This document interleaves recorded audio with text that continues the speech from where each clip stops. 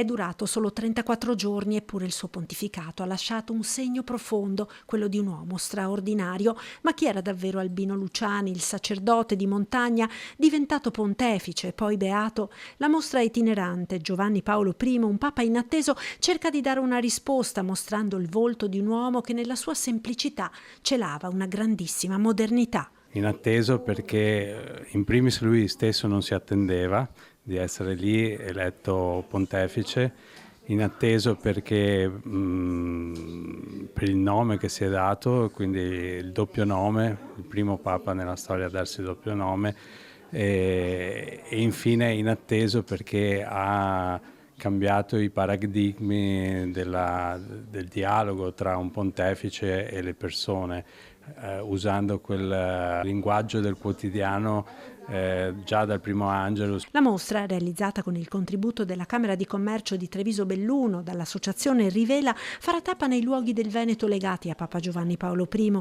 Belluno, Oderzo, Vittorio Veneto, Treviso, Venezia e Padova. L'idea della mostra è nata dalla catalogazione dei libri di Albino Luciani, in particolare dai versi di una poesia di Trilussa, dove viene sottolineato che la morte è spesso meglio della vita, ma l'amore è più forte della morte.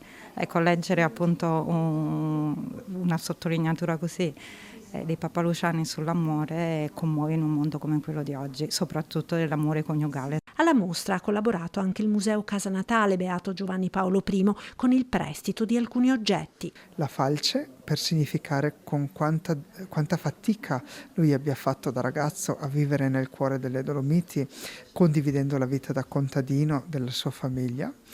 E poi i libri, perché si è formato culturalmente, è stato uno dei papi più colti del Novecento e più originali del Novecento.